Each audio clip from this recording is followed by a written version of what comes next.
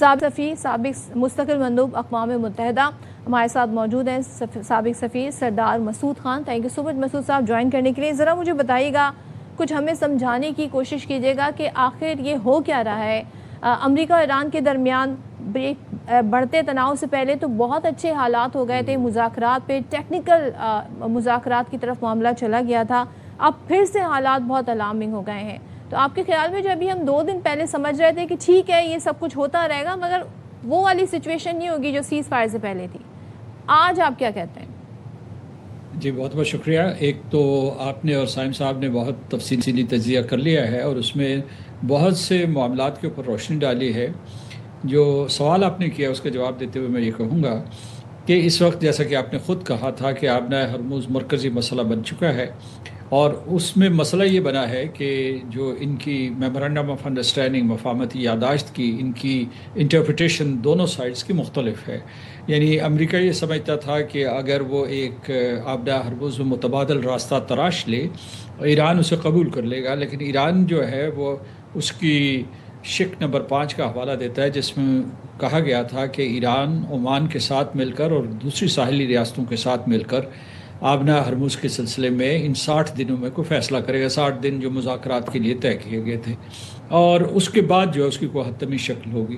لیکن جو ہی مفاہمتی یادداشت پہ دستخط ہوئے، یہ امریکہ، برطانیہ اور فرانس اور پھر اقوام متحدہ بھی اس میں انوالو ہو گیا. انہوں نے عمان کے ساحل کے قریب جو ہے ایک نیا راستہ تلاش کر دیا، جبکہ اس ایران کا یہ کہنا تھا کہ جو ان کی انڈرسٹینڈنگ تھی کہ جو ان کے 2 راستے انہوں نے مقرر کیے ہوئے ہیں، ایک جو آنے والے جو گلف آف ایڈن سے جو آنے والے اندر جو ٹریفک آتی ہے وہ ان کے 2 آئلینڈز ہیں، کشم آئلینڈ اور لارک آئلینڈ جو ہے اس کے درمیان سے گزرے، اور جانے والے لارک آئلینڈ کے باہر سے گزرے اور عمان کے ساحل کو نہ استعمال کرے. وہ ویسے بھی اس لیے کہ اس کے واٹرز شیلو ہیں.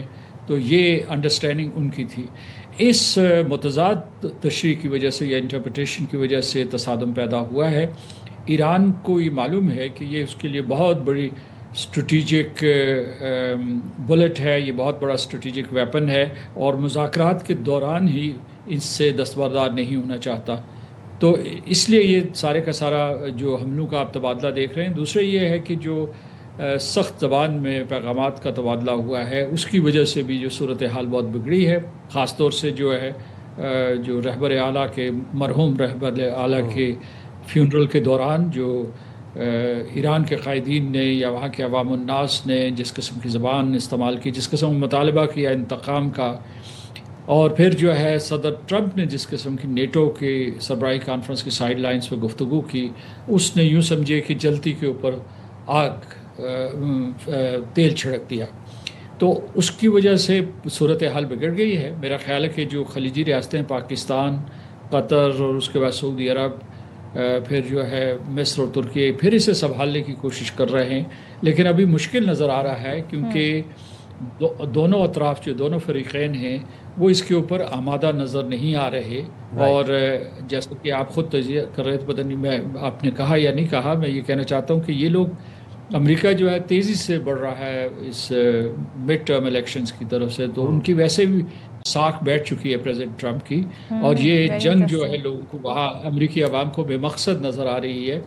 اور پھر جو ہے جو پرو اسرائیل لابی ہے ان دا یونائٹڈ اسٹیٹس، اس کی طرف سے صدر ٹرمپ کے اوپر بہت دباؤ بڑھ گیا ہے. ادھر جو یعنی ایران میں جو لوگ ہارڈ لائنرز جن کو کہا جاتا ہے، وہ اس بات کے حق میں ہی نہیں تھے کہ یہ امریکہ جس نے جو ہے ان کے قائدین کے اوپر حملہ کیا، ان کو قتل کیا، ان کی کئی صفوں کو صفایا کر دیا، کہ ان کے ساتھ ہاتھ ملایا جائے یا ان کے ساتھ کوئی مذاکرات کیے جائے. تو یہ کشمکش چل رہی ہے 2 سطح پہ. اچھا سمجھنا ہم یہ چاہ رہے ہیں مسعود صاحب، آپ نے بڑے اچھے سے ہمیں ایکسپلین کر دی سارے معاملات، لیکن امریکہ اٹیک کرتا ہے ایران کے اوپر، ایران کیا کرتا ہے؟ ایران جو امریکی اڈے ہیں اس کے ارد گرد ممالک کے اندر خلیج میں، ان کے اوپر اٹیک کرتا ہے. اب ایران نے اٹیک کیا کویت میں ملٹری انفراسٹرکچر کو نشانہ بنایا، پھر ایران نے اٹیک کیا بحرین میں نشانہ بنایا جو ملٹری بیسز ہیں US کی. میں جاننا یہ چاہ رہا ہوں کہ مزید کب تک یہ سلسلہ چلتا رہے گا؟ امریکہ ایران پہ حملہ کرے گا، ایران جو ہے وہ ریٹیلیٹ کرے گا، باقی جو عرب ممالک ہیں، باقی جو ممالک ہیں خطے کے اندر، ان کے اندر جو امریکی ملٹری بیسز ہیں ان کو نشانہ بناتا رہے گا.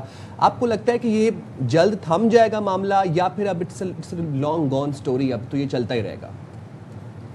2-3 دن پہلے تک تو میں پر امید تھا، لیکن اب جو صورتحال بن رہی ہے، خاص طور سے جس قسم کی ٹارگٹس امریکہ نے چنے ہیں، مثال کے طور خوزستان، یہ وہ علاقہ ہے جو خارق آئلینڈ کے قریب ہے اور جہاں تیل سب سے زیادہ پیدا ہوتا ہے، وہاں حملے کیے، کئی شہروں کے اوپر حملے کیے ہیں.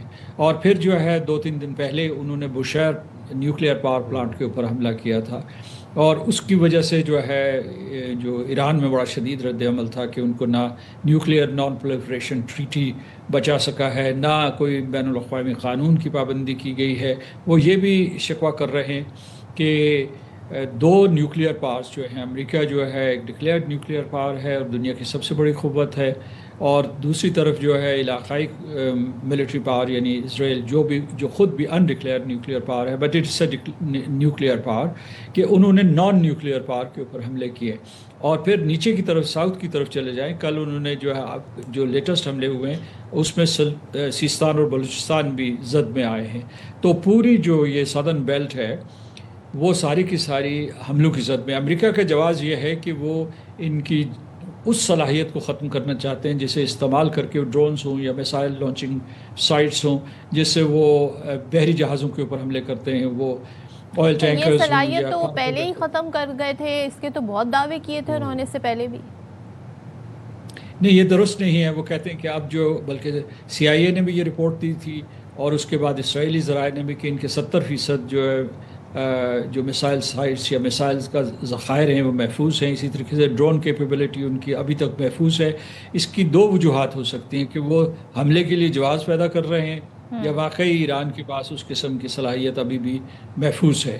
لیکن وہ یہ کہتے ہیں کہ خاص طور سے جب ساحلی علاقوں میں کرتے ہیں تو وہاں ان کے پاس ایسی کیپیبلٹیز ہیں جس سے کارگو ویسلز کے اوپر، ایک تو ان کے میرے خیال deep into the Iranian territory بہت سے ذخائر ہوں گے یا بہت سے اثاثے ہوں گے، لیکن یہ ساحلی علاقوں میں مثال کے طور پر میں ذرا اس پورا جو ایک پزل ہے اس کے پیسز ذرا میں چاہ رہی ہوں کہ ذرا ایک طریقے سے ایک جگہ پر آ جائیں تاکہ سمجھیں. ایک طرف ہم یہ دیکھ رہے ہیں یہ سچویشن ہے، آپ نے خود حوالہ دیا نومبر میں مڈ ٹرم الیکشن ہو رہے ہیں، کوئی وار ٹرافی چاہیے ڈونلڈ ٹرمپ کو، کچھ اپنی عوام کو بتانے کے لیے چاہیے، ایک یہ ریزن بھی ہے. دوسرے ایران کے جو اگر ہم موقف جانیں تو وہی کہہ رہے ہیں کہ امریکی صدر اسرائیلی وزیر اعظم نے سرخ لکیر عبور کر لی اور جو یک طرفہ معاہدہ تھا وہ ختم ہو گیا ہے. پھر یہ خلیجی ممالک پر یا جو تجارتی گزرگاہ ہے اس پر جو جہازوں پر حملے ہو رہے ہیں. اب پاکستان ایسے میں کیا رول پلے کر سکتا ہے، جبکہ پاکستان چاہ رہا ہے کہ یہ جو جنگ ہے یہ کسی طرح رکے، اور ظاہر ہماری ایفرٹ جو ہے اس کو اگر ہم گنانے بیٹھیں تو یہ تو بالکل واضح ہے لوگوں کے سامنے کہ کیا کیا کیا ہے. ہم اب کیا کر سکتے ہیں؟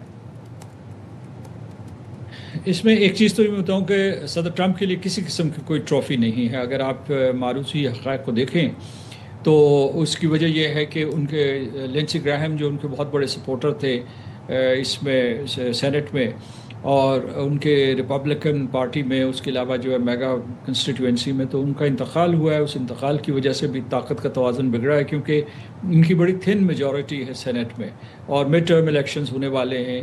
تو ڈیموکریٹس ویسے بھی جو ہے ان کے بیانیے کے خلاف رہے ہیں اور ممکن ہے کہ وہ ہاؤس آف ریپرزینٹیٹیوز میں اور سینٹ میں برتری حاصل کریں. ٹرافی کوئی نہیں ہے، غیر مقبول جنگ ہے. دوسری طرف آپ نے یہ کہا کہ، اور اسی طریقے سے میں سمجھتا ہوں کہ ایران کو بھی یہ جنگ جاری نہیں رکھنی چاہیے کیونکہ اس کا پہلے ہی بہت نقصان ہوا ہے، عوام الناس کا بہت نقصان ہوا ہے. ان کی قیادت کی کئی صفیں ختم کر دی گئی ہیں جس میں سائنسدان اور سیاستدان اور اس کے علاوہ ملٹری لیڈرز شامل تھے، نظریاتی قیادت الگ. تو اب آتے ہیں آپ کے سوال کی طرف. آپ نے سوال پوچھا ہے کہ پاکستان اس میں کیا رول ادا کر سکتا ہے. اگر فریقین بضد ہیں کہ اس کو مفاہمتی یادداشت کو تباہ کرنا ہے اور اس کے اوپر عمل نہیں کرنا، تو پاکستان یا قطر یا سعودی عرب کچھ نہیں کر سکتے. لیکن مجھے لگتا ہے کہ انہوں نے ایک جو تھن ویل یعنی ایک مہین سا پردہ رکھا ہوا ہے اور انہوں نے کھل کر یہ نہیں کہا. صدر ٹرمپ نے یہ کہا تھا ان کا آئی تھنک اٹس اوور، مطلب جو مفاہمتی یادداشت کے بارے میں جو انہوں نے وہاں کہا تھا ترکی میں، لیکن اصل میں یہ ہے کہ انہوں نے پھر جو ہے اپنے نیگوشیٹرز کو اجازت بھی دی ہوئی ہے کہ آپ ان کے ساتھ رابطہ رکھیں، ایرانینز کے ساتھ ڈائریکٹلی اور انڈائریکٹلی. اور دوسری طرف انہوں نے جو ایران کے قائدین ہیں انہوں نے بھی یہ کہا ہے، انہوں نے یہ تو گنوایا ہے کہ جو امریکہ نے کون کون سے معاہدوں کی خلاف ورزی کی، یا مفاہمتی یادداشت کی کون کون سی شقوں کی خلاف ورزی کی ہے، اور اس میں یہ کہنے میں وہ حق بجانب ہے کہ امریکہ نے جو بھی ان کو رعایتیں تھیں وہ واپس لے لی. مثال کے طور پر تیل بیچنے کی اجازت دی تھی وہ واپس لے لی، ان کے اوپر اضافی جو پابندیاں، معاشی پابندیاں لگا دی، وہ معاہدہ کا حصہ تھا کہ ان 60 دنوں میں اس قسم کی کوئی اضافی پابندی نہیں ہوگی.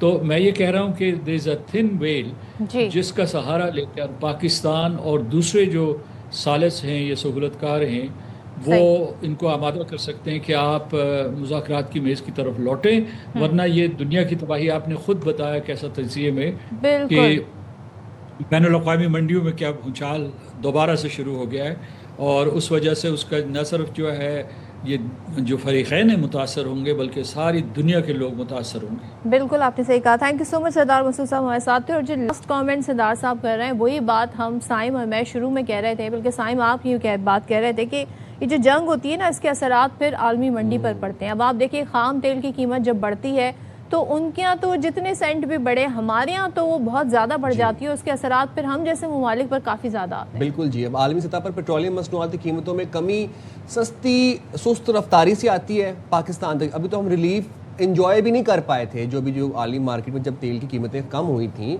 تو وہ جو ریلیف آ رہا تھا پاکستان وہ